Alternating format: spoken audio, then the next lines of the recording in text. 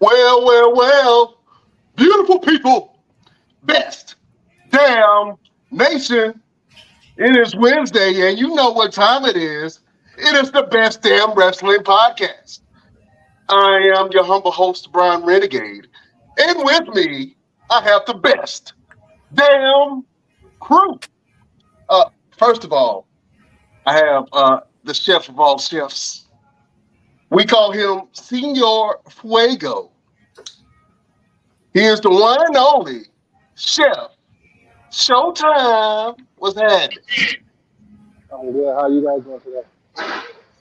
Oh man, blessed and highly favored, my brother, as we always say, man. It's good to have you on, chef. Oh man. Next, I have the grappler of grapples. He's your mama's favorite wrestler, and he can whoop your daddy ass, Mr. Everything, Victor Andrews. What up, good people? What up, good people? I'm in the building, And of course, we got El Capitan, our leader of the show, Mr. Stargazer himself, Mr. Brian Renegade. What's going on there, brother? Oh, what's happening, partner? What's happening? Looks like we got a special guest in the building, wiping his royal brow, as you see. Oh man, Mr. Everything, I'm gonna let you do the honors of introducing our esteemed guest. Yes, ladies and gentlemen, there is not enough words in the dictionary, the thesaurus, or the encyclopedia to be able to tell you everything about this man. Like this man, listen. He taught Abraham Lincoln how to wrestle. Oh man, They call him the ageist one for a reason. Okay. He's the showstopper, penny dropper, wheeling dealing, car stealing. He's your granddaddy's granddaddy favorite wrestler. Okay. He can moonwalk in some slippers. Okay, some house shoes, some chancletas. Okay, and he can pray for you in the middle of all that. He can pray for you in all that. This is my dear brother, good friend, man, mentor, word of advice, pastor, good man. Listen, like I said, there's not enough words I can say about this man. This is, ladies and gentlemen, the ageless one, Caprice Coleman. Oh man, it's an honor to be here. I appreciate the intro, man. I was wondering where you was going on there. I was like, man, listen, I didn't know what else to say. I told you the encyclopedia just doesn't do you any justice. Ladies and gentlemen, real quick. So a little history, a little background. I first met Caprice through a mutual friend, through Ali Steele. You remember that day? Yeah, absolutely. I was on my way back from a seminar for Bret the Hitman Hart, where Chase Stevens invited me to, and Ali called me up and he said, "Hey man, where you at?" So I'm on my way home from Tennessee. He said, "Stop by the house. I got somebody I want you to meet." And I said, "All right." It was me and my good friend Sean. May you rest in peace. Love you, Sean. We started through, and Caprice was there, and they was moving around in the ring. And me and Caprice got in the ring, and before I realized who he was, I was in there trying to show him some stuff that I learned in Tennessee with the 5-5-5 drill. And he was like, "Look," I stepped in the ring. I grabbed him by the hand. I said, "Let me show you." He said, "Oh man, wait, hold on. Tell me what you're doing first before we do anything. Get your hands off me. Don't be grabbing me, okay?" I hit all of them. That's what he did. And I just showed him a couple of things that I learned, and he knew exactly what it was. We got to move around in the ring, do a little bit of training, and I learned some stuff from him, worked a little mini match, and sat there and chopped it up. And we've been, man, I've been to brother's house. I've cut his hair. I've cut his son's hair. Hung out with his family, and anytime I needed advice on anything, I was being able to call Caprice. I've been doing some stuff that I didn't know Caprice was watching, and I would get a message from him like, "Hey man, good job." I'm like, "What I do?" What happened? But yeah, let's get to it, ladies and gentlemen. Best Damn Wrestling Podcast. Yeah, because y'all making my head too big. Oh man, Go ahead, Caprice. I'm just saying it's an honor to be here, and I don't know what we're in for, but anytime I've been called, man, I'm gonna try to be there if I can be there. But you good brother, great dad, man. Caprice. Anytime you see somebody like that, you can't hear me. I'm muted. Yeah, you sound like a robot. You're in the Matrix. In the Matrix. gotta take that T-Pain off.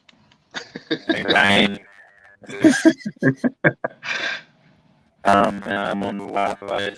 You mess something. I'll just do old school. Let's do this.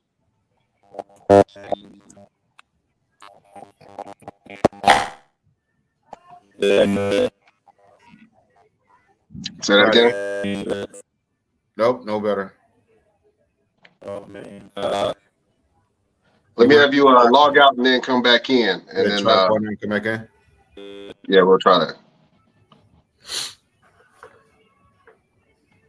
Oh man, well, beautiful people. While we fix these technical difficulties, man, we got a hell of an interview for you.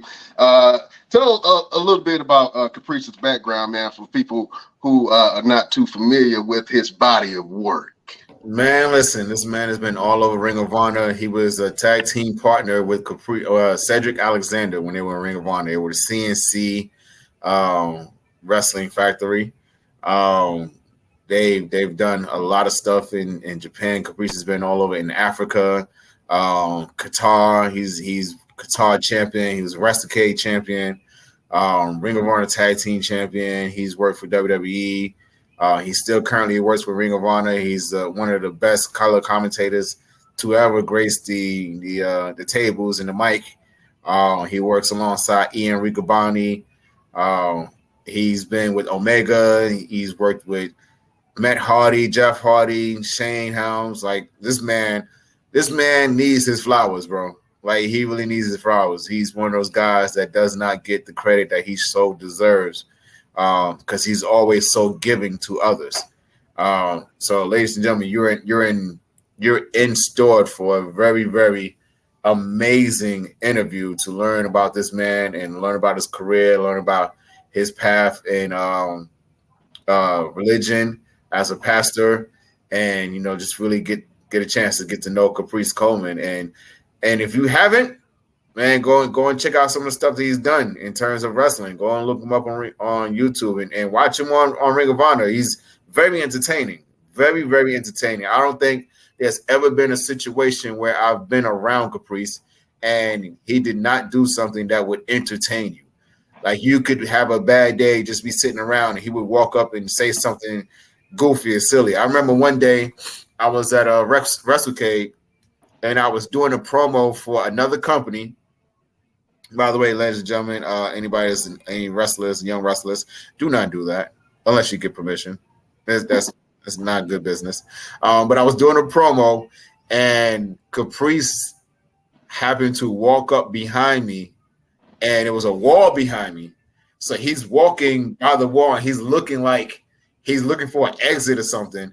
And I turn around, and in the middle of my promo, I was like, what is going on right now? And I was like, we got Caprice Coleman. And he was like, oh, hey, man, hey, what's going on? And I was like, you want to add something? And then he went into a whole promo right then and there. And then he challenged me to a match which we never, ever, ever have not gotten yet. Ooh. Oh, man. I came back in the right time. Right time. He was about to talk cash junk about you, man. I was about to stop him. Don't do that. Don't do that. Don't do that. Don't do that. Well, ladies and gentlemen, welcome back, Caprice Coleman. Caprice, please give us a quick rundown for those who are been living under a rock and don't know your body of work. Give us a rundown of what you've done and everything that you are. I'm not good at that. I can say I've been part of the sport for the greater part of 25 years. Started out as a referee, trained under Matt and Jeff Hardy. Started with their promotion, New Frontier Wrestling Alliance, turned into Omega. By the time it got to Omega, I went from referee into wrestling, and been wrestling with them until they got signed. Ended up going to NWA Wildside for some years.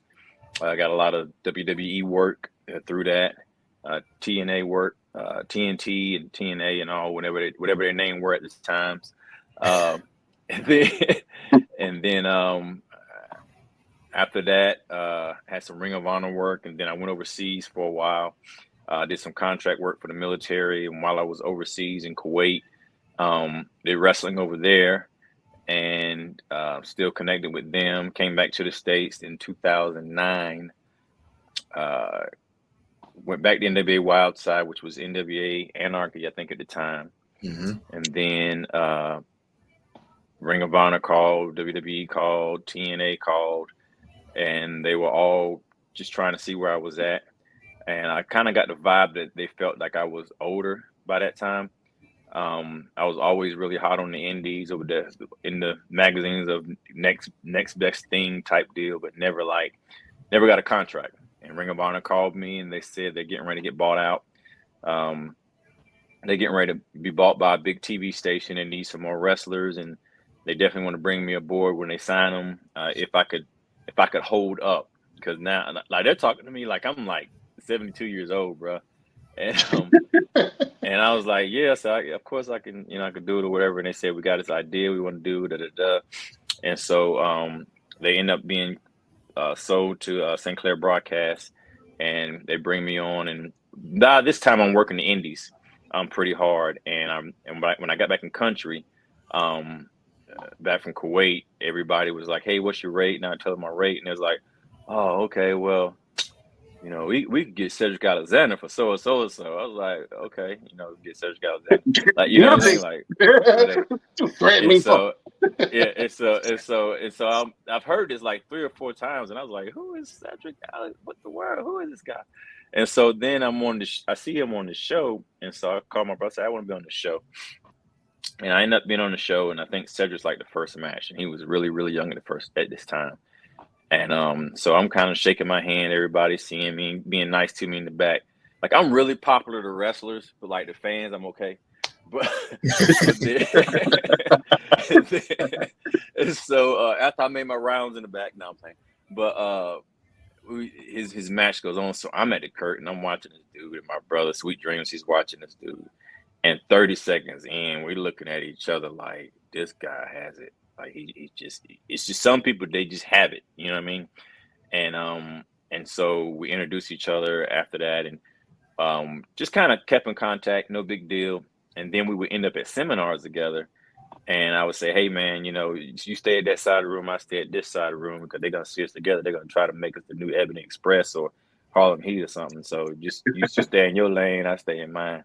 And so it's kind of our joke. But then Ring of Honor, like when Ring of Honor does, hey, we got this idea. They say we got this young guy that we think is really good, and we want to tag him up with like a mentor, and we think y'all will be a great tag team. I said, okay, what's his name? Cedric Alexander. I was like, all right, cool. We never worked together, wrestled or anything, and we get up to the show. I think the show was in Virginia, if I'm not mistaken, and that was like the first time we like planned a match or anything, and we went against, I think, like Future Shock, was Adam Cole and Kyle O'Reilly, and we went against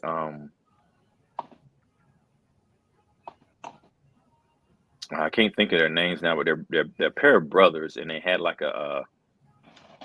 their gimmick was like their mama's boys. One of them wrestles right now. He's in WWE now. Was it Julio De Niro? No. One brother's like a mayor, and the other one's in WWE. He does like a teacher gimmick.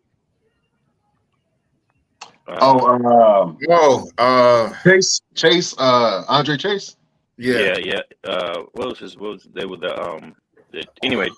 Dang, I'm having a brain fart, but they were tremendous guys, great wrestlers or whatever. But we wrestled them like that was our first match, and the first night we had 2 matches, and they loved us, and like we didn't have a name or anything, and we were kind of in the ring like, like this is good. Like, you know what I mean? And so we got signed and been at Ring of Honor ever since. And we had a tag team run. He of course went off and went to WWE and all, proud of him and all. But I just stayed with Ring of Honor, and Ring of Honor just never lied to me. Then the pandemic happened. Ring of Honor went out of business after the pandemic. They paid us through the pandemic. I don't even know if I'm telling the side of the story you want to hear. That's why I'm like, I'm not good at this. Tell me what you've done. No, man, keep going. Keep going. And so, and then everybody's contracts are running out or whatever. And then we did the final battle, and just knowing that we were told that it'll pick back up in like April or whatever, but it was kind of like we were taking a hiatus. And then at the end of April, I'm turning on TV, and my new boss is Tony Khan, and we didn't know it. You know, it was kind of like it was kind of like me watching TV. I'm finding out then we didn't know if he was gonna use Ring of Honor for the video archives, or if he was gonna just take a couple of guys and just kind of be done with it, or what. But by the grace of God, man, he took it and he has his heart into it, where he's really trying to like do something with it. And I was part of the first 10 people to be called back, and I've been there since. So I work for Ring of Honor under AEW now, and I just keep in touch with people, man, and I just try to show love, bro, because I've been on all aspects of wrestling, from refereeing to wrestling to managing to producing to talk show host to commentating, and that's kind of where I'm at now. So I'm literally like, they call me the Swiss Army knife of pro wrestling.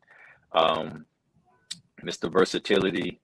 I'm not Mr. Everything. That's Mr. Everything right there. But yeah, that's just kind of been my thing, man. And God, I've just in my career, I've always said yes to opportunities, and it's blessed me to where I'm able to do a lot of things in the same sport. Gotcha. Tell us a little bit about your transition from being a referee to a wrestler. Like what went through your mind when that opportunity was approached to you? Like, hey, would you like to actually wrestle rather than referee? Word up, bro, for real. It was like that, because it was like I was in practice one day, and like I said, we all, Matt and Jeff, and we all practiced in what's his name?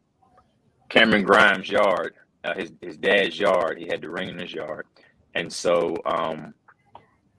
that's where we trained at. And then when I first came, I came as a wrestler. I wanted to wrestle, but I was very small, and they had Shannon Moore, and Shannon Moore was their like underdog, and it was like, well, we can't have like two underdogs, at the same time or whatever.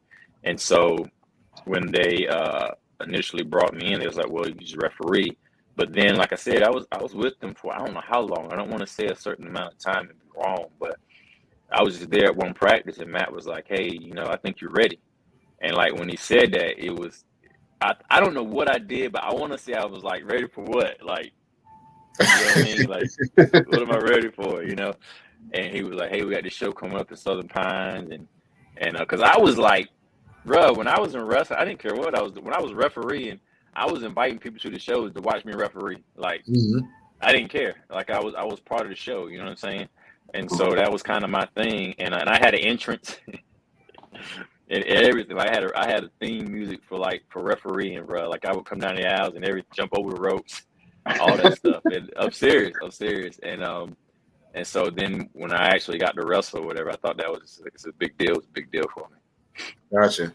And then during that time, was Matt and Jeff with WWE, or were they getting ready to start working for them? How does that all kind of intertwine? They were doing like extra work for them.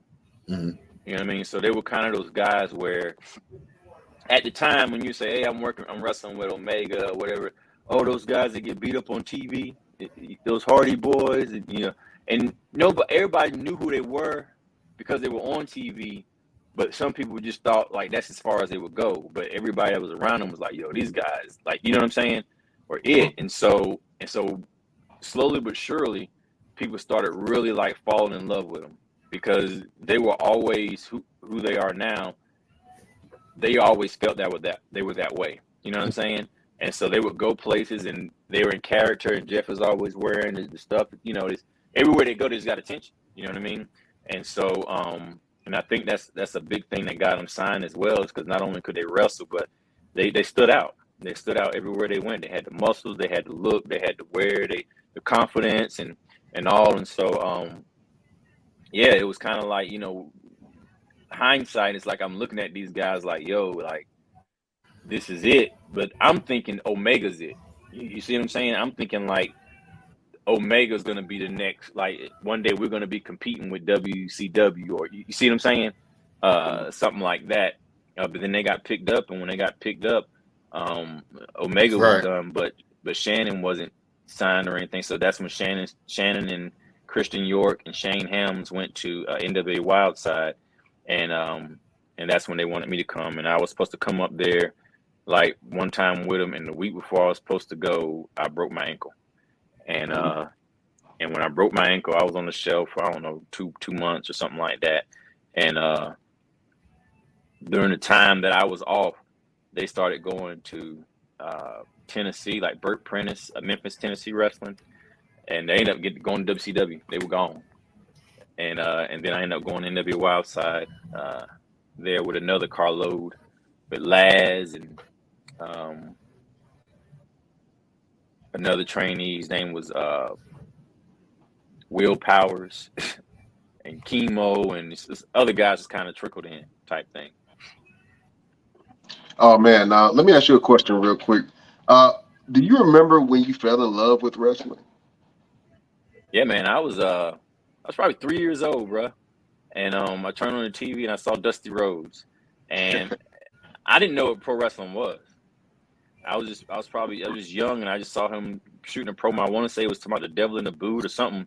I just seen him, you know, talking, and he sounded like somebody I'm related to the way he was talking, and I was just kind of hooked on it, you know, and was young, and I didn't know they was pro wrestling. I think I was more hooked on, you know, when they was on the microphone talking, you know, doing the interviews or whatever like that, and then I started seeing the wrestling. To me, that was just the coolest thing ever. And growing all the way up 6, 7, 8 years old, I was probably 6 years old before I realized, oh, this comes on at certain times of the day, and you know what I'm saying, this and that, because I would just happen to catch it sometimes. You know what I'm saying? And so I wasn't old enough to say, oh, turn to wrestling or whatever, like, or what I would say, they'd be like, it's not on right now. But then when I got old enough to realize, oh, this is what comes on, or you can buy like a little TV guide and it tells you when wrestling come on, or whatever. It got to the point where my mom took me to a yard sale, and I bought like a black and white TV and put it in my room, and I could watch all the wrestling, and the rest of my family could watch whatever they wanted to watch. Oh man, you was a go-getter from an early age, brother. Yeah, I was, man, bro. Let me tell you something. I was so into wrestling that when I would get on punishment, like my mom would, like when I get grounded, I would get grounded from wrestling. It wouldn't be, you can't go outside, you can't do this or whatever like that. It was like, you can't watch wrestling. And that was like, no, that was like, yeah, it was brought before the pastor because he's obsessed with this stuff, type stuff, man. It was, yeah, it was pretty bad. Oh man, trust me, I understand that, because that's what I do with my son now. He's suspended from wrestling. He's losing his mind. I think he's been suspended from wrestling for about a year now. Yeah, it's crazy, bro. It's like once you get hooked, it's like some people it just hooks and some people it doesn't. And it's like some people can watch it and be like, oh, okay, whatever. And some people it's like, yo, I gotta know, I gotta see so and so, I gotta this. And it was like, and then man, I think I was like 14 years old, and we had cable, and they had this show that used to come on TBS called The Main Event, and it was WCW. And to me, it was all like good matches. You know what I'm saying? All the matches were like really good. And so but it came on at like 1:00, and church didn't get out to like sometimes 1:15. So 3 o'clock sometimes. Yeah.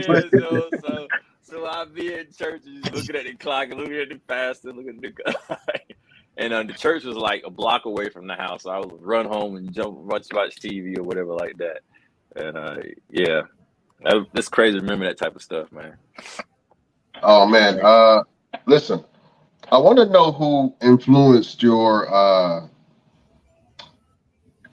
style and your character in the ring. I know when you first started off, your name was Ice, correct? Mhm. Yeah. Uh, Caprice Ice Coleman, the coldest brother alive. You know what I'm saying? what influenced that character, man, and how did that develop over time to what you are now?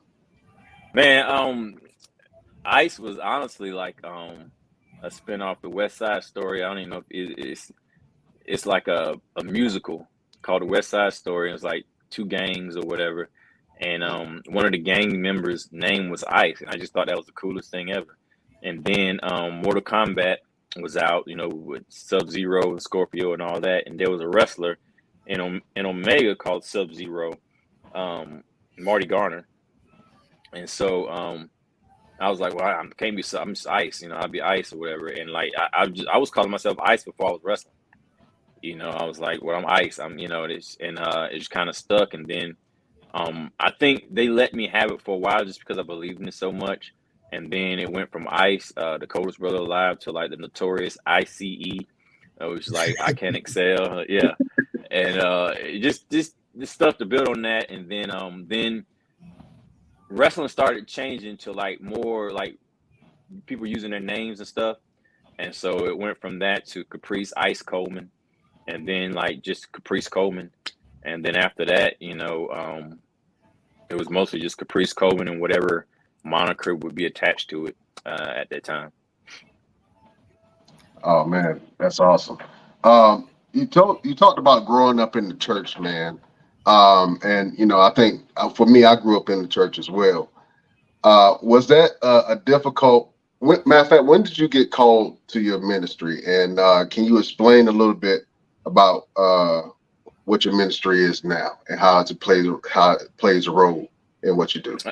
I want to say I got called to preach when I was like 14 years old.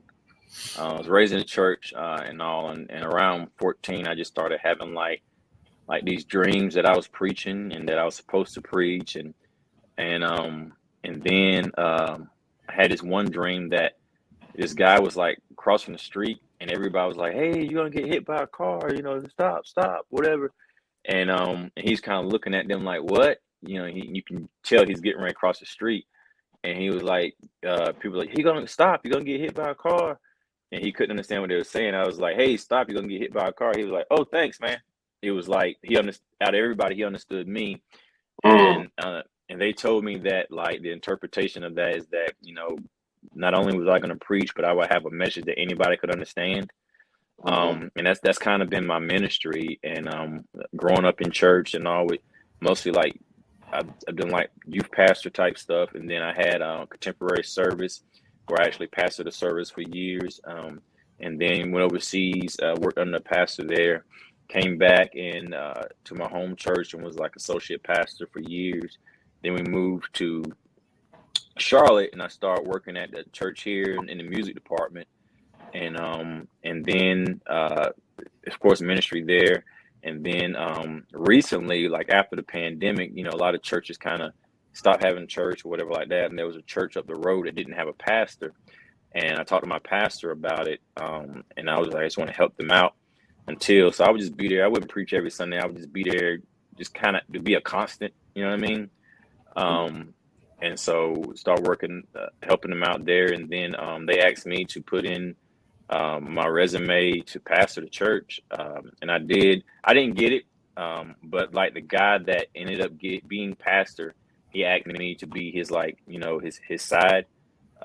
So I'm like the youth pastor of the church now, St. Paul's Community Missionary Baptist Church. And I've just always been in ministry, man, just helping people. The wrestling side has really helped me because I don't feel that wrestling, I mean, that church is just inside of church. You know what I mean? And I feel that wherever I go, I'm almost looked at like, here comes Caprice, you know, he's a preacher. You know what I mean? And so I get phone calls I get from different people all the time, and people prayer requests and all, to where it's just they hold me accountable for that type of stuff. So I got to watch, you know, you really got to watch how you live in front of people. because when people see you that way, they expect something, and not that they expect you to be perfect, but it's a standard. You know what I mean? Right. And I accept that, because I've been in the same situation, and so I kind of get it, and I just am who I am, man. And I just accepted who I am, and I just walk with it.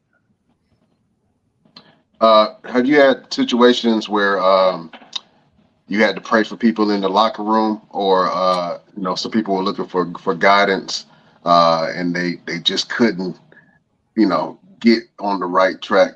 Can you speak to being a voice for some wrestlers in the locker rooms that you've been in?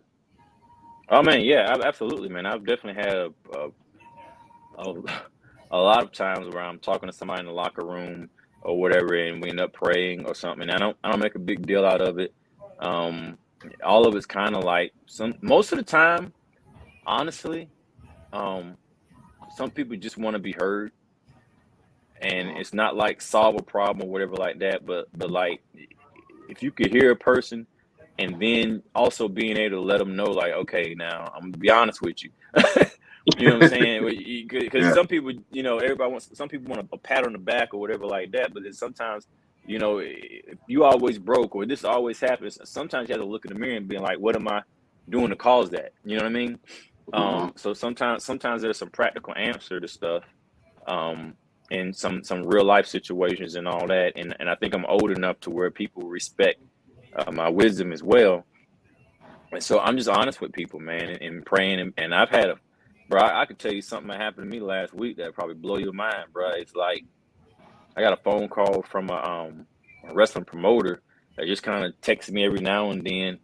But somehow he tried to call me, and I couldn't answer at the time. And I called him back. And long story short, man, the dude had a demon in him, and like legit, I don't even know what you believe, bro, but like I thought I was gonna die last week.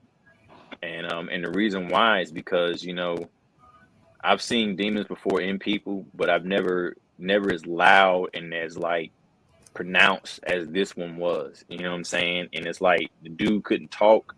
He couldn't say Jesus. He couldn't say anything. We talking, and as soon as we started talking about religion, he said he felt like something was crushing his head and had their fingers in his ear. He felt like he was on fire. And this ain't somebody acting. This dude is like in his 60s, bro. And I known him for like 14 years. So this wasn't some dude trying to run game or something like that. You know what I mean? And so by the grace of God, man, like I stayed with him, and it ain't me. I was praying, to God, bro. Like, that's all I knew. You know what I'm saying? Was to plead the blood of Jesus and what I was taught. I kept doing that, and then he went from not being able to say anything to being able to say Jesus Christ. This is all in an hour, so this ain't like 5 minutes from there. I was like, I'm not hanging up this phone. Like, if I die, I'm just gonna be like this.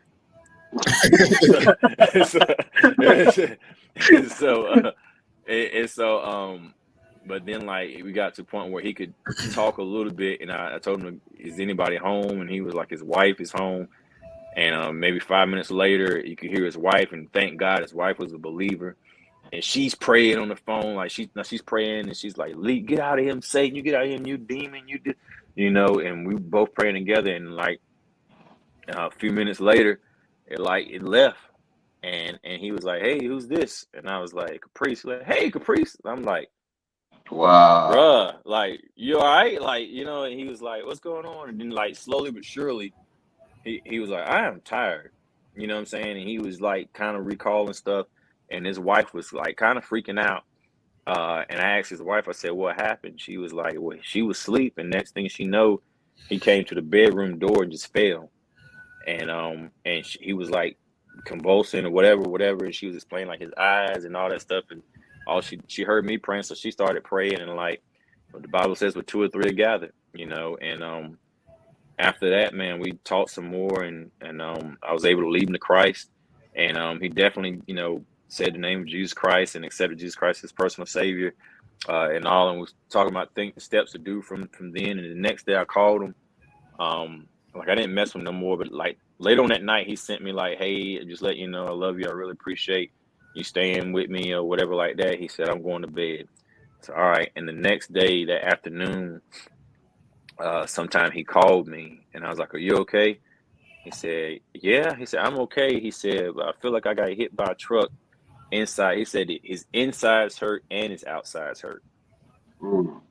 Like whatever was in him, like tore itself out of him, and for like 3 or 4 days, he said all he did was just sleep all day. And yeah, it's like it's a real deal, man. It's like, and this is the first time I've ever been able to say anything about it, but like it's so funny that people are like, "Oh, this is a man of faith and good for him. He's a good dude and all." But I know for a fact that like this stuff is real, and people say what they want to say, but like back in my day, Satan hid, but he ain't hiding no more. He's Right. in videos. It's just he's bold with it. You know what I mean? And the Christians are the ones that kind of like shying away because we don't want to offend anybody. We don't want to say the name of Jesus. We don't want to be judged or whatever like that. Because there's a lot of Christians have made it look bad. You know what I'm saying? That the way their lives have lived, because people perpetrating a perfect life, and then the curtain being pulled back and seeing that they just like everybody else, somebody saved from grace. And so that's it's kind of where I'm at, man. It's just I just want to live a life to where I'm approachable. And I think I've been down enough roads. You hear about the wrestling and the preaching, and I've been married for over 20 years, but there's a whole nother story that goes along inside of all of those, addictions and everything that I can talk about, but I don't really talk about because there's no glory in it, but I'm able to relate to a whole lot of things. And those times I'm not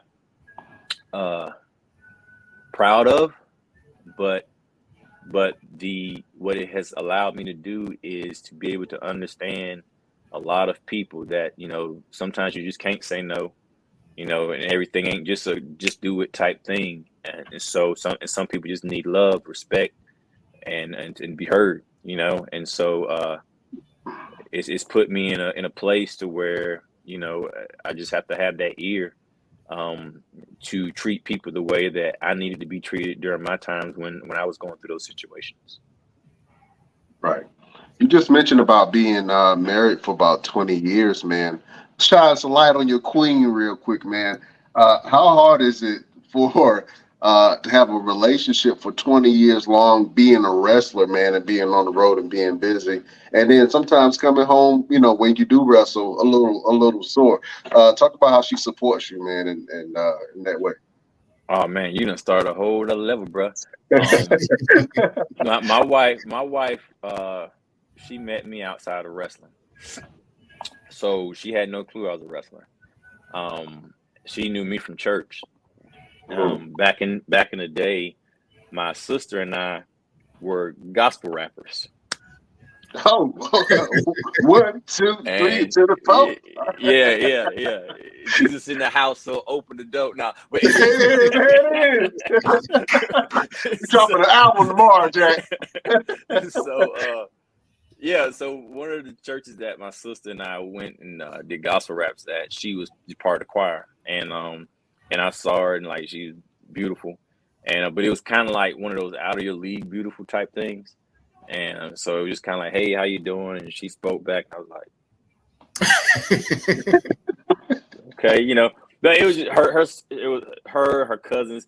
They were all just nice, like what I'm saying. So I was kind of like, okay. And then for years, we would see each other, and I think she worked at Walmart, and we would just speak. It was kind of like she knew who I was, and it was kind of like, okay, like she remembered me. You know what I'm saying? But I guess hindsight, looking back, they definitely remember us because they're singing background to one of our songs. So we were in the forefront type. My sister and I were like in the forefront.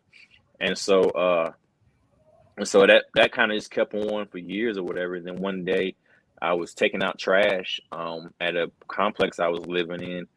And I heard a familiar voice, and it was one of my classmates.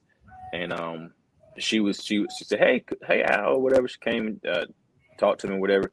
And she was standing beside my wife. And we kind of looked at each other and was like, hey, you know what I mean? And she was like, oh, hey, I just moved in here. And it was like, word, cool, So now she's like my neighbor. I'm like, oh shoot. I'm gonna pull this You off. know? Yeah. It was like, "Ugh." And so I was just like, we see each other outside or whatever. Nothing there. Man, I ain't no Riz, bro. I was just like, I would say something, hey, how you doing? Nice days and corny stuff. And then she had internet and I didn't, so I would like find this people like, oh man, I think I got an email coming in, or you know what I'm saying? Can I check my email or whatever like that? So we would talk a little bit or whatever. Then I would invite her to church, and but we were just friends. And this went on for a while, and it got to the point to where everybody in my family and her family was like, y'all go together, but we were like, oh, we're just friends, like, you know what I'm saying? And so one day I was like, hey, I said, I just let her know I really like her, whatever. And I said, why don't we make this a thing? And she was like, I thought we were already doing this. Like, she was like, I'm not seeing a, and I'm like, what? I ain't know. When was you gonna tell me? Because here's the deal, like, a lot of people were doing that, we friends, or we talking, or we you know what I mean, everybody had different things they call it or whatever like that, and we weren't doing, we never kissed, we never did anything. We would just go hang out, we'd go places or whatever like that. So it was just like, she's my friend, so we were neighbors, and so it was kind of like nothing was going on like on that level, you know what I'm saying? Right. And so the fact that she and I was going through a time to where, that was an issue too. And so with me being around somebody like that I knew I was attracted to, and her just kind of being cool and nobody trying anybody, so I'm thinking like, really, she sees me as a friend, like, you know what I'm saying? And but then like we start going together and all, and we waited until we got married for each other, you know what I'm saying? And then I don't know, she's just been like, it's kind of like that. If I was in the basket weaving, she'd be my number one supporter. That's just what it is. And like, of course, we've had our ups and downs and all that, but like, we're married 20 years. I have an 18-year-old son, 14-year-old daughter. With wrestling, it's always for most of our marriage, wrestling was just a hobby that paid well. You know what I mean? And well, it didn't really start paying well until I got signed at Ring of Honor, like 2011. So before then, it was just, okay, I have 2 or 3 jobs and I wrestle. And it was kind of like, one day he's going to grow out of this thing. You know what I'm saying? And then when every time I was thinking, okay, well, all right, I'm about done. Like, you know what I'm saying? Something would happen where I would get, elevated or start making more money and getting phone places and getting, it would just boom, boom, boom, boom, and then it got to a point to where it became like enough of an income that I had to claim it on my taxes, and you know what I'm saying, stuff like that, to where it started being a serious part of the income, and and so she was supportive, man. She was just like, if I needed to be somewhere or whatever like that, there was a time. The first time I knew she had my back was we were supposed to go somewhere for church or something, and I said, well, I can't go that date because I'm so and so. And she said, well, I thought you was so and so, wrestling for so and so. And I was like, no, I'm wrestling for the stuff. Like, you know what I mean? I'm like, how do you know? You know what I'm saying? But she would make notes of where I was supposed to be wrestling at, and it was the first time I ever been double booked for something. But I didn't realize it until she pointed it out to me. You know what I'm saying? And I was like, how did you do that? And she was like, I have it on my cell phone. I was like, what? And she had, of course. So this should tell you how long ago this was, okay? So she flips open her phone and she's like, see, you get and so I was like, oh, that's cool. So I started keeping up with my dates or whatever like that, and it's just little stuff like that, man. And then like by the grace of God, I've never I have a manufacturing engineering degree, and then I worked, but I never was able to like follow my career because the career path was always like make a choice, you know what I mean? but I was always able to get a job. You know what I mean? Because of my degree, I can just about get a job anywhere. And so I was always working. So there was never a time where it was like, you know, she's holding me down by paying the bills or whatever. But she was holding me down by really praying for me, bro. Like keeping the faith, like because there's a story I tell all the time of like I was washing clothes one time and dark color clothes, and I was washing during the dark color clothes. I realized I had dropped a white sock in there. You know what I'm saying? I was like, oh crap, it was a white sock, whatever. So when I wash the clothes, when they finished washing, I put them in the dryer and I saw the white sock. I was like, well, I got to dry it, you know? So I dried it or whatever like that. And I said, whenever I wash white clothes, I'll just put the sock back with it. And dried the clothes or whatever, and then put the clothes on top of the dryer. I was like, where's that white sock at? And I set that white sock on top of the dark colored clothes. And I was like, it's a white sock. You know what I'm saying? So I said, whenever I get the other socks, I'll just, you know, put it together or whatever. So I'm washing the white clothes or whatever. And so they come out the dryer. And I had already put the dark colored clothes up. I could wash clothes and fold them. Pretty good at that. And so skills. Wait. Before you continue on, can you get all the clothes out the dryer and not drop one piece? Nah, I mean, I'm not gonna try to get them all out at the same time. If I feel it's gonna be too much, I make more than one trip or get a basket. You know what I'm saying? I'm the type of person. If it's too many bags, I'll take 2 trips. You know what I mean? Like, but anyway, I dried the white clothes, and I had Alexa stop, and so I was like, "Where's that white sock at?" And so I went and got the white sock was laying over the washing machine, and I got it, and I got the sock that matched with it. And when I put the white sock with the white socks, they were 2 totally different colors. And I was like, and I just sat there and stared at it for a minute, because like I could probably wear the socks and nobody would know unless I like just pulled the socks up and they were like, dang, one of your socks is dingy, one of them is white. You know what I'm saying? But it just really stuck out to me.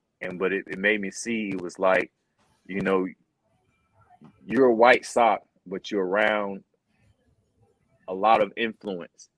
You know what I'm saying? And you have a choice to where you could be washed with this influence, and they see you as a white sock, but you're really not. And then when you get back to church, people know that there's something different about you, or you can continue to stand out. You know what I'm saying? And you could be around it, but not getting washed with it, not being, you know what I mean? And so from that day forward, I just made a choice of like, you know, I want to stay as clean as not that people are dirty, but like you could be around people and not be involved in what they're doing, not be involved in certain mess, not be in certain cliques, not, you know, in the backbite, not into this, not in the slander, not in the after party life type, you know what I mean? And to where when people see you, they still see you as that person. And then when you go to church Sunday morning, you don't have to be like thinking like, oh, I hope somebody don't show up that saw me at the so-and-so, or the, you know what I'm saying? And so she's been that person that's kind of like held me down on that part. And like, just, that's a huge deal, you know? And being that, you know, that, also being that, that realist, you know what I'm saying? To where you go out and you doing all this stuff and the world sees you as, you know, Caprice Cove, and you come back and you be like, the alarm was broke. Like, so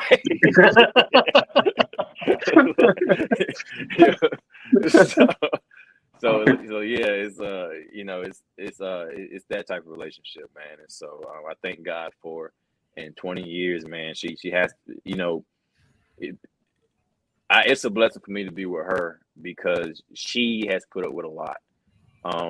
Because if you're married to an entertainer, that's a lot of inconsistencies and a lot of wondering what's the next contract going to be like. Are you going to get signed? Are you over the edge? Is it more you can do? Do I need to give this up? Do I need, you know what I'm saying? Are you getting paid for that?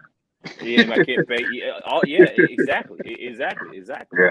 You know, and so it's a lot that goes along with that. Being on the road, what's going on while you're on the road, and who is that person really your friend, or do they have your best interest in mind, and you know, who's that? I don't know. I haven't heard that name, and you know what I mean? And so like there's a lot that goes with that. You feel me? And so for her to have been with me this long and to continue to like support and praise and pray for me, and like, you know, bruh, like social media could kill people. You know what I'm saying? Like it has sabotaged people, whatever. So like for her just to be who she is, man, and like things that she's put up with, because bruh, like I've been through a lot and I put her through a lot, you know what I mean? And so for her to be that person that, you know, I'm the one called to preach, but like, but she's ministered to me a lot, you know what I'm saying? And I know spiritually that if it wasn't for her, I probably would be dead, like for real. And so like that's who my wife is to me. Oh man, that was a beautiful answer. I'm gonna go ahead and cut that up so she can hear all those beautiful things that you said. You getting some tonight, brother. I'm just letting you know. Appreciate the love. We got you, gonna man. put We it- look out for our peoples, man. We're gonna put it on repeat now. There it is. Oh man, listen. Coleman's pool pick. Say what? Coleman's pool pick, man. Coleman's pulpit. Yeah. Let's talk about that real quick. You had some really great segments, man, where you had a lot of great interviews, man. Some of them with Punishment Martinez. We're having some technical issues. Jay Lethal. Can you hear me? Can you hear me? Yeah, I can hear you. Can you hear me? Is it just Vic? Yeah, I can hear you. Yeah, you're fine. Can you hear me, Vic? I think it's Vic to Andrew. It's him. Yeah, he'll go back out. But real quick, man, talk about how you came up with Coleman's Pool Pit, man, and how you antagonized some of your guests. I think that was, I think it was really great, man. One of them I really like is the one that you did with Damian Priest, or Punishment Martinez, as he was called back then, man. So how did you come up with Coleman's Pool Pit, man, and how did you come up with that character to kind of antagonize your guests? Man, it basically, you know, any role that I've had in Ring of Honor, I was a mouthpiece. You know what I mean? Like, when I was tagging with Cedric, I was kind of like he was the wrestler and I was the talker. You know, Yeah. It was. Are you good now, Vic? Can you hear us now? Hello. He on here like he frozen. He like. Yeah, he's. Yeah, go ahead. I get it. Hey, I've been there. I'll give you the advice they gave me. You might want to log out and log back in. Yeah, just log out, log back in. That's it. Go ahead. I was part of the Rebellion, and we lost the matches, so the Rebellion had to disband. And when the Rebellion disbanded, it was kind of like Ring of Honor had ideas for what they wanted each member to do. And for me, they was like, well, Caprice, we need a talk show. And the funny thing is, I had pitched to them before. I said, I want to do like a talk show to where I bring the characters out of the personality, the personalities out of these wrestlers. I said, because Ring of Honor, we're known for great wrestling. I said, but nobody really knows these guys. They don't know what makes these guys tick. They don't know what makes these guys mad, what they like, what their interests are, or anything like that. And I said, if we had some kind of interview segment where we can interview these people, you know, it would be like something that they could, their fans could be more relatable to. You know what I mean? And Right. So they was like, oh, okay, sounds good or whatever. And it's kind of left it on. But then they came to me and was like, hey, we got this idea. We want you to do a talk show where you interview people and whatever. I was like, great idea. It'd be great. You know, and so they said just find out a name for it, and kind of went back and forth with some names. And then I was thinking Piper's Pit, because I'm a huge Piper's Pit fan. And I was like, Coleman's Pulpit, you know, and so they jumped on it. He's moving. Are you on, Vic? He's man. Yeah. I know how it feels. It's all good, bro. It's all good. We were just talking about you, but anyway. So then, nah. But then they gave me the idea. I mean, we did a talk show, and I said I basically just want to pull out the character out of people, like let people know, who these people are, what makes them tick, or whatever like that. And at this time, I was kind of like a heel, because of the rebellion. So I was already a heel, so I could really play off that character. And so most of my segments were with like the good guys type thing. And so I would just have ideas to do, man. And like it got to the point where the wrestlers wanted to be on the pulpit because they would come up with stuff like, man, I'm gonna be on the pulpit and we can do this, da, da, da, da, da. And so like the better it got, the more they had ideas to come, and so we would just kind of just work together on stuff, man. And it was fun. The only thing that happened was we were working with the NWA at the time. We had partnered with NWA, and we were doing TV tapings. The TV tapings were a day before the show. So like the show was on a Saturday, we would be flown in Thursday, and then Friday, all day Friday was like pre-tapes. You know what I'm saying? So that's when I would do Coleman's Pulpit or whatever like that. And but when we started working with NWA, they come with something. Anyway, the pre-tape day got cut. So everything went from pre-tape day to show day. I think because NWA had I think their part of the deal was they would do all the pre-tapes during the show type thing, like working with them or whatever it was. And so they was like, okay, well maybe we can make Coleman's Pulpit live or whatever like that. But after that, everything just kind of started, the pandemic and kind of happened or whatever. And then it's funny because after the pandemic, they bought a new pulpit, and they was gonna revamp it and all that. But then, like I said, it kind of went on. That's when Ring of Honor went under. So that's when the pulpit kind of, that was it. Do you think that you will ever bring the pulpit back?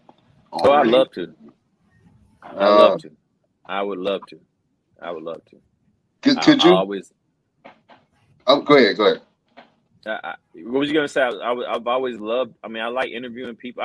But like, it's funny you say that because they continuously put me in interview segments like for pay-per-views, and I'm still able to kind of like throw something in there every once in a while, like a facial expression or kind of like egging people on or whatever like that, and kind of I can add to something and kind of be that antagonist without them knowing it type thing, to where people that know what I'm doing. You know what I'm saying? But not necessarily like a show of myself. It's mostly the interviews I've been doing, like the Briscoes and FTR, Cesaro and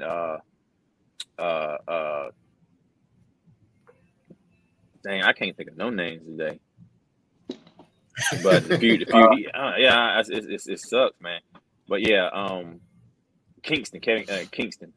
But yeah, it's like the interviews like that or whatever. But other than that, just doing commentary, and I love commentary. So it's not one of those things where it's like, oh, I'm just doing commentary now. Commentary is something that if you told me 10 years that I would be doing commentary, I'd be like, no, I'm gonna be on WrestleMania. Like, you know what I'm saying? But like the way that it's worked out, it's a blessing because like I have a job that I'm still relevant.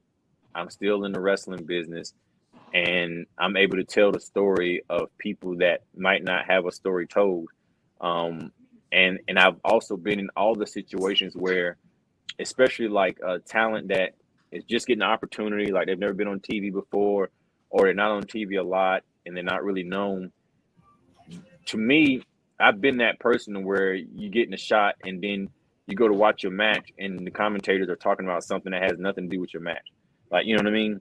I've been in all those situations, and I've been in matches where I've been in high tier matches and I go back and watch the match and I've been hurt and to see where I got hurt at, and the commentators are talking about something totally different. And so it's always just kind of been like a itch of mine of like, why are these guys talking about stuff other than the match? We got our lives on the line. Right. And so when I would be in a feud or whatever like that at Ring of Honor, if I was managing somebody or whatever, they'd put me in commentary, and I would start commentating or whatever. But like, I was never able to like start putting myself over, or that wouldn't work with me because I was never that person, because I'm like, something would just shift where I would just start telling the story about what's happening in the ring. Like, you know what I'm saying? I was like, oh, I got to avoid that because this is, this could really hurt somebody. And I remember the first time I did it and I came to the back and the producer was looking at me and he was like, you're really good at this. And I was like, thanks. He was like, no. He was like, you're really good at this. And I just thought he was just being nice. And then Kevin Kelly came into the back as Kevin Kelly was there. And he was like, we think you're a natural at this and you want to give it a try. And I was like, heck yeah. Like, yeah, I tried, and so there were times where I would come in and wrestle and then I would commentate or I would do both, and so I would bring a suit and I bring my gear and I would just do whatever I was doing that night. And then eventually, I didn't have to bring my wrestling gear anymore unless I was in some type of feud or something. I think I lost the host now. Vic. Yeah, I'm still here. So, okay. Yeah, I love that. So look, I want to have you, I'm going to put you on the spot real quick. You know what I'm saying? We usually have a segment called Mr. Everything Interviews Everybody. But what I would like for you to do is just do a small taste of a Coleman's Pulpit. And your guest is Mr. Everything, Victor Andrews. You guys got a big match coming up. So I want to see how you can do. Oh, wow. Coleman's Pulpit with your boy, Mr. Everything, Victor Andrews. All right. You ain't Dusty. You still got a chance. Heaven high. It's Coleman's Pulpit. I'm your host, Caprice Coleman, the most versatile man in this sport today. And like we like to do is I like to find out the truth because the truth will make you free. Today, we have a guest for you that thinks he is everything, but we'll find out if he's anything today. Our guest today is Victor Andrews. Victor Andrews, nice to have you today on the pulpit. How are you doing? Man, I'm doing great. I'm on the pulpit with Caprice Coleman. I'm ready to make some names and take some babies. Take some names and make some babies. One of those things is going to happen. And sometime tonight, one of them things is going to happen. So what you got going on today, Mr. Caprice Coleman? Well, I had a couple of questions for you. And with your last statement, what we will leave alone is child support. So your wrestling career lately, you've been getting a lot of insight and you've been making a lot of challenges. I've actually got a call from a promoter that asked me if I could wrestle you. I said I would be honored to wrestle you at a show because this is something that we have always talked about but has never been walked out. And I want to know from you, was this your idea or was it the promoter's idea? It was the promoter's idea. He came to me and he said, listen, man, I want to give you the best competition there is out there. And there is one that is close to us. The name is Caprice Coleman. Do you know him? I said, I absolutely do. Last time I talked to the brother, I asked him for a match and he told me he had to get in shape first. I didn't understand that, but I went with it. So, yeah, he told me he was going to get you and he said he was unavailable. So, what it is, what it look like, what it be like, when we gonna do this, brother? Well, it's I kind of want to do it. My question would be though. No? Did I lose you? Yeah, we can hear you. We can hear you. You kind of digital though. You look like an avatar. What you really look like is somebody on Minecraft. Is what you look like. Like when the Minecraft dudes. Okay, are you with me? I know that's frustrating, but anyway, well, we got to find out what kind of match we're going to have because if I'm hindsight and looking back, there was a time where, my son, he's 18 now, and he used to come to all the shows, and he was kind of like my he was my intro guy. He would get in the ring and he would say, coming down the aisle, weighing in at 213 pounds from Charlotte, North Carolina, he is more than a conqueror, because I was more than a conqueror at the time. I remember that type of stuff. Caprice Coleman. And he would come out, and it was kind of a big thing. He's 18 now. And now I see that you got a little Rome doing the same stuff that my son was doing. So I want to know, do I need to bring my son, or do I need to bring a little kid with me when we come to wrestle? Hey man, listen.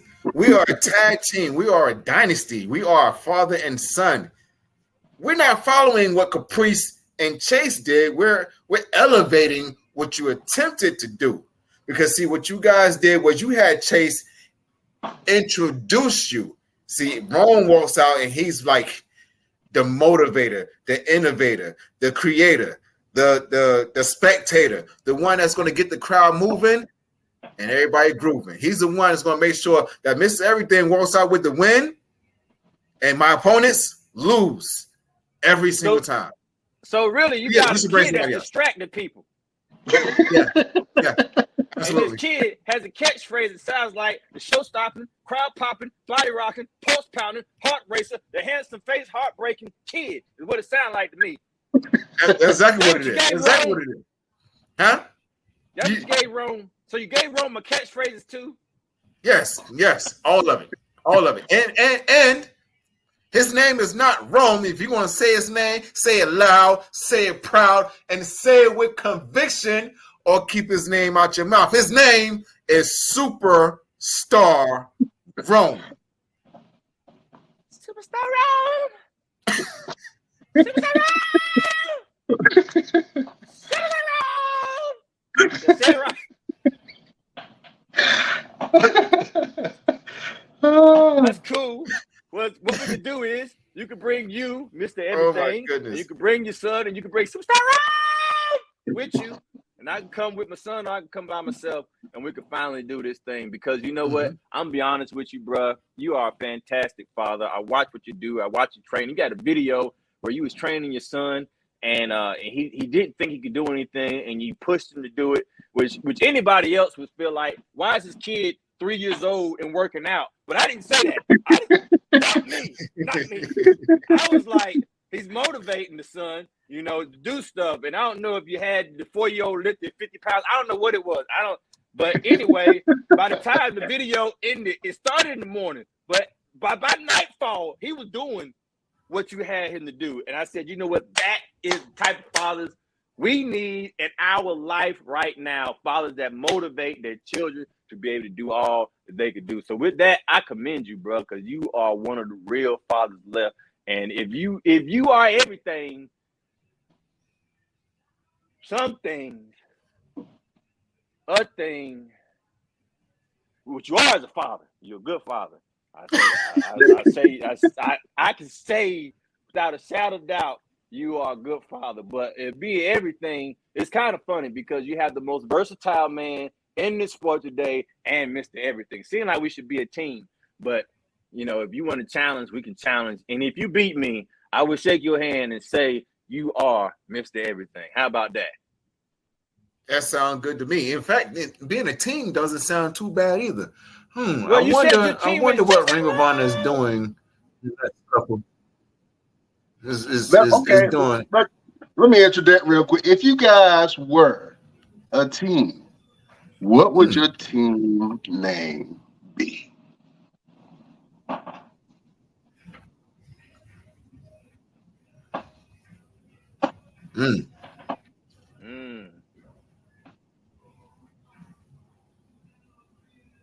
That'd be interesting. Silence fills the room.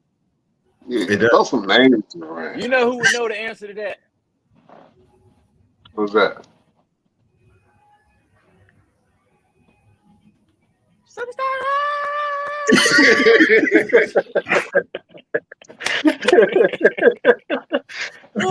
Hey, real quick. So Caprice has this. Oh, go ahead. Caprice has one of these finisher moves. Your finisher move is the Sky Splitter.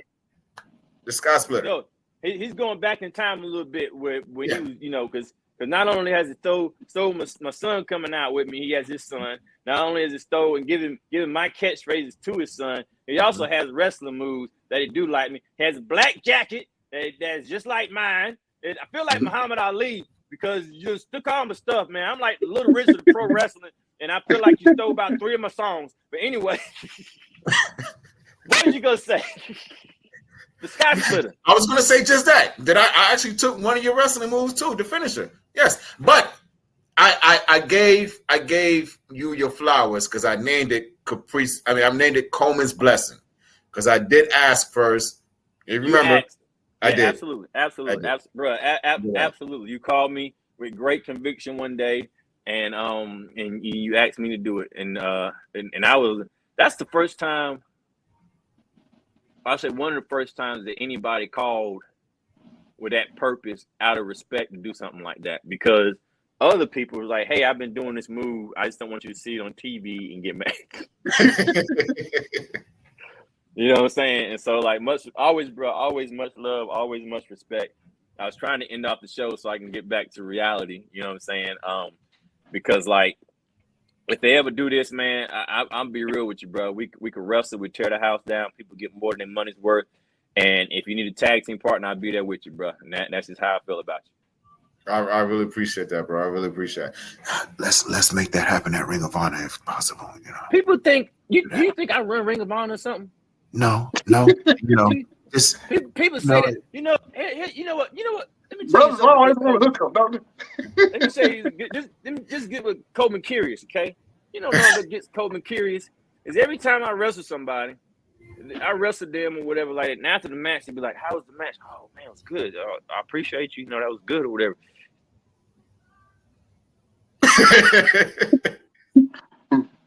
You think you can get me? I've had people say, you know, I wrestle Caprice Coleman. I should be on Ring of. That's not how it works. You know what I'm saying? Yeah, but you're absolutely right. I do know that you have all the connections, bro. Like you've been in. I see you on WWE. I see you like everywhere. You know what I'm saying? If you need some contacts or whatever, like we'll be in Greensboro this Saturday. If you need tickets to the show, Collision is in Greensboro Saturday. If you need tickets to the show, let me know. Let me know how many people you bring, and I got you. Said it. But yeah. Introduce you to some people for real. I appreciate that, bro. I really appreciate that. Well, we're gonna let. I would love to see you guys. I would love to see you guys in the tag team, man, and see you guys whooping some butt. You know what I'm saying? Personally, I like my pastors with a little thug in them. You know what I'm saying? Just they can pray for you and whoop ass at the same time. That's how I like my pastors. That's old school. You know what I'm saying? All the old school pastors used to be pimps and thugs back in the day, and they changed their life around. You know what I'm saying? So, hey, don't if you get back in the ring, to all your opponents, beware, because he will lay hands on you. That's it. Straight up. I'm still thinking in my head, trying to think of a tag team name. Like first thing came to my head is Everything's Versatile, and I was like, no. So I like that. Ageless Wonders. Ooh, the Ageless Ones. I like that. All right, yeah. Both of y'all use cocoa butter, so I know. Age. And people always look at us like, man, how you still doing this at your age? Like you don't even look your age. So you know, that'll be something. You know, we should have. If there's people watching this show, you tell me what you think. If Mr. Everything, Victor Andrews, and Caprice Coleman, the Ageless One, became a tag team, what would that name be? And the coolest name will get a shout out. And if you come up with the coolest name, we will use that name, or we will act like we see it right. And we add something to it, you know what I'm saying? Like express at the end of it, and you'd be like, "Was that my idea?" And we'd be like, "Didn't see it." Just being honest with you. So, oh man.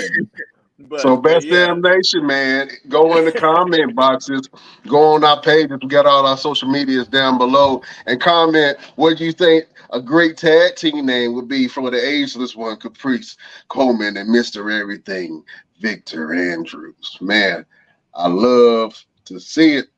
Listen, Mr.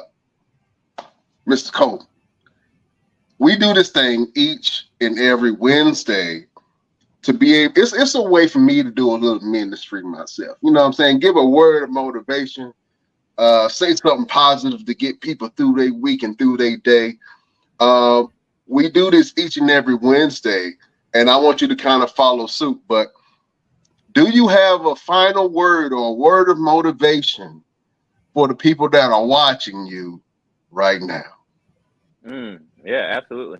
My first word would be if you are trying to get into the sport of pro wrestling, get in it, take it serious. This sport will take you as serious as you take it.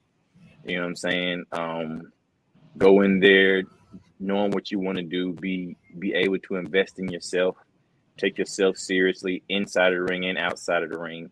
Fans, I want to say I love you. I appreciate you. We are nothing without the fans because, you know,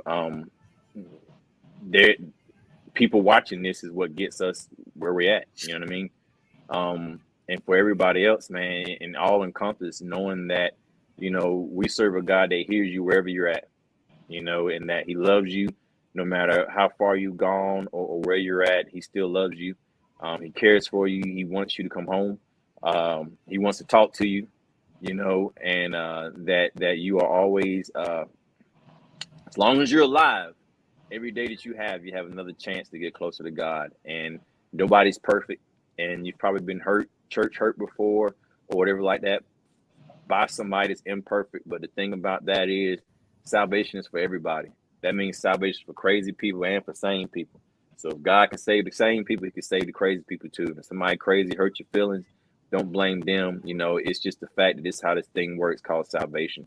But the way that you can get it right is you having a personal relationship yourself and treating people the way that you want to be treated. And so that personal relationship is personal, you know, and it's definitely a decision that you have to make. But it's real, and it's a real war out there, real spiritual warfare.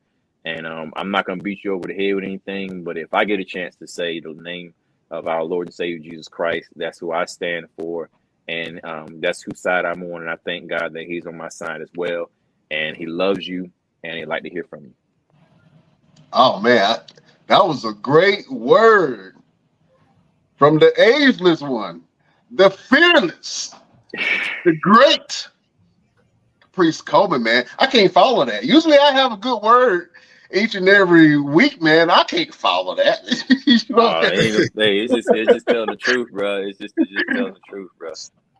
Oh, man. Well, listen, Thank you for sharing that beautiful word with us, my friend. You are a member of the Best Damn Nation, man, and you're welcome on the show anytime you want to come on. This is our vibe, man. We like to have fun. We like to have a good time. We talk about wrestling, man, and we try to squeeze a little word of motivation to get people going. So, hey, look, we thank you for joining us on the show. Hey, listen, tell people what you got going on and where can they find you? Right now, it's Ring of Honor is every Saturday. Collision is when we do our recording, and you can watch us on Honor Club every Thursday night at 7. And I still work the indies when I can. I still travel a lot. I travel with wrestling and preaching now. To God be the glory on that. And I'm on Twitter, Caprice Coleman. I'm on Facebook, Caprice Coleman. On Instagram, The Caprice Coleman. I just had my Facebook and Instagram restarted because I got hacked, and so it's funny because I'm real paranoid, bro. Because it's I give people my Instagram now, and they're like, bro, you only got such and such as many followers or whatever, and I'm like, yeah, I had to start over. I had thousands, you know what I'm saying? And so it's that reboot type thing. It's humbling, is what it is.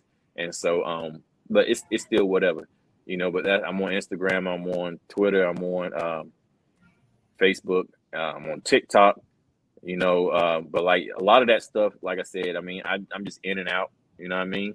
I throw something up there, and then I might look at it, but I don't live there. You feel me? But yeah, that's it, man. So on my social media, I put out dates when I'm doing stuff, and that's how we roll. Oh, man. Thank you, sir, for all that information. Mr. Everything, let the beautiful people know what you got going on and where can they find you. Absolutely. So this Friday, I'm going to be in Cleveland, Ohio for a revamping of Control Your Narrative. We have this new product called Exodus. So I'm going to be out there showcasing my abilities with some of those guys that's out there and seeing if I can still be a dominant member of the Control Your Narrative family. this Saturday, I will be in Nashville, North Carolina, for Maximum Adrenaline Extreme Wrestling, something like that, Max. So I'll be out there on Saturday, and on Sunday I will be at School of Morton in Chuckey, Tennessee. And then, you know, I'm always moving and shaking all over the place. Got a couple of movies coming out. Still getting ready to finish up the mental health movie. So that should be done and out by the middle of September. So, you know, you already know where to find me. Bro, remember that when we was doing that Wakanda movie, the Black Panther? Yes, I do. And I wish we could have finished it. I be telling people they don't even believe me. Yes, bro. I was like, bro, we were doing the Black Panther before the Black Panther came out. Like, nobody believes me. So I show them pictures. Exactly. Like, cute. Like, I gotta find the pictures. Yeah. Well, yeah, we were shooting like for the Black Panther. Sean had that stuff hooked up, man. Like, that joke was cool, man. He was good people, man. Good people. Yeah. Well, maybe you could be on the next movie, man. You know, what kind of forever? I can see you. I can see you being part of the Border Tribe. You know what I'm saying? Wi-Fi! I'll do whatever.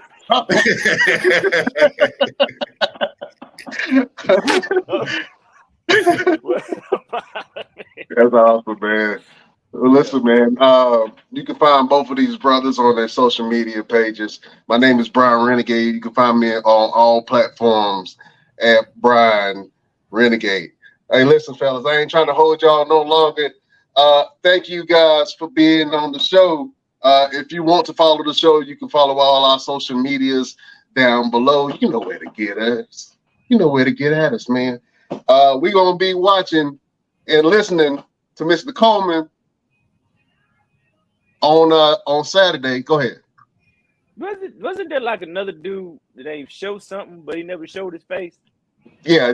He had to jump off real quick. Okay. That's why we got rotating members, man. Just in case stuff happens. Make sure he know I noticed that. You know what I'm saying? His name was Showtime or something. Showtime. Showtime. It wasn't Dynamite, was it? No. Man, listen, we got to have you back on, brother. We got to have you back on. This was a good time, man. This was a good time. Anytime, bro. Y'all take it easy. All right, thank you. Beautiful people, we will see you next week on the next Best Damn Wrestling Podcast. Fellas, it's a pleasure. Beautiful people, we bid you adieu. Bye-bye, bitch.